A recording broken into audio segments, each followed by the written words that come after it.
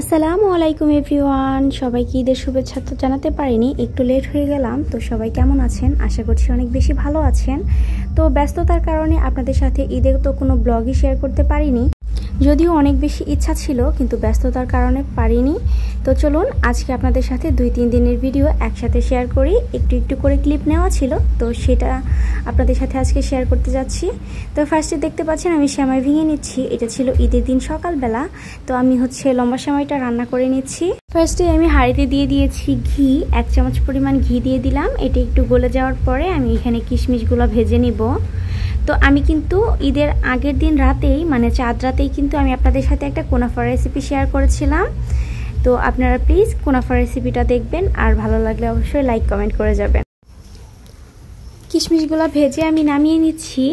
আসলে লম্বা সেমাইটা তো আপনারা সবাই রান্না করতে পারেন, আমি আসলে ওইভাবে রেসিপি শেয়ার করতে চাচ্ছিলাম না। তো ভিডিওটা যেহেতু নেওয়া ছিল, ভাবলাম আপনাদের সাথে শেয়ার করে দেই।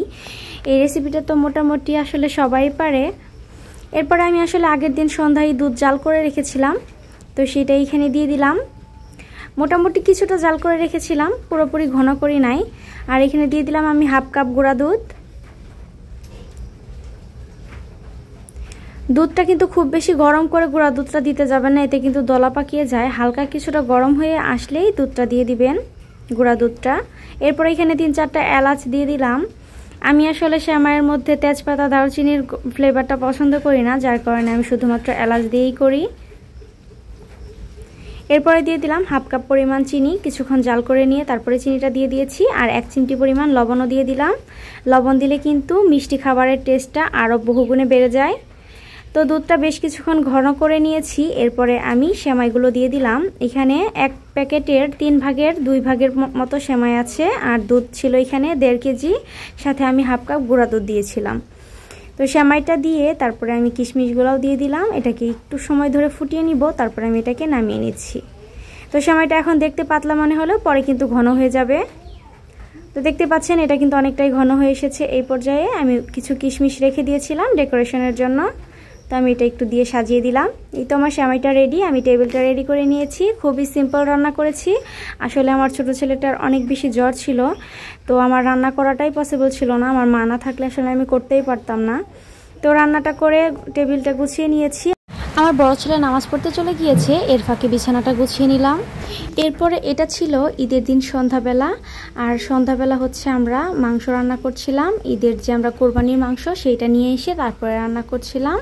আসলে আমরা কোরবানি দিয়েছি, কিন্তু কোরবানির মাংসটা আনতে আমাদের এত বেশি ঝামেলা হয়েছে, যার কারণে আমাদের রান্না করতে করতে সন্ধ্যার পরে হয়ে গিয়েছে। আর এত বেশি ঝামেলা আমাকে পোহাতে হয়েছে, যার কারণে আমার এত বেশি মাথা ব্যথা ছিল যে এটা রান্নাটা আমার মাই করছে। আমি তো এইটুকু ভিডিও নেওয়ার পরে জাস্ট শুয়ে পড়েছিলাম, মাথা ব্যথায় আমি আসলে আর থাকতে পারছিলাম না।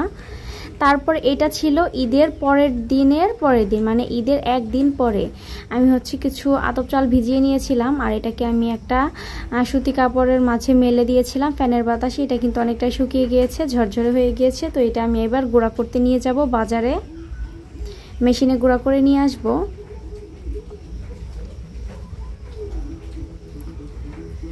আসলে এইভাবে ঝরঝরে করে নিলে তাহলে কিন্তু মেশিনেও লেগে যায় না, আর গুঁড়াটা অনেক বেশি ঝরঝরা হয়। আর ভিজা ভিজা চাল নিয়ে গেলে কিন্তু সেটা কিন্তু মেশিনে লেগে যায়, অনেকটা পরিমাণ গুঁড়া মেশিনেই থেকে যায়, আর ঝরঝরেও হয় না। তো এটা একটা পলিব্যাগে ভরে নিচ্ছি। এরপরে আমি চালের গুঁড়ার সাথেই নিয়ে যাচ্ছি কোরবানির গোশত, যাদেরকে দেওয়া বাকি ছিল ফ্রিজে রেখেছিলাম, তো সেটাও একসাথেই নিয়ে যাচ্ছি। যেহেতু ঈদের পরের দিন বের হতে পারিনি, শরীরটা একদমই ভালো ছিল না। তো আমি বেরিয়ে পড়েছি। কপালটা কত খারাপ বলেন, ঈদের পরের দিন বৃষ্টি বৃষ্টি ভাব ছিল, কিন্তু তখন বৃষ্টি আসছিল না, শরীরও ভালো ছিল না, তো যাইনি।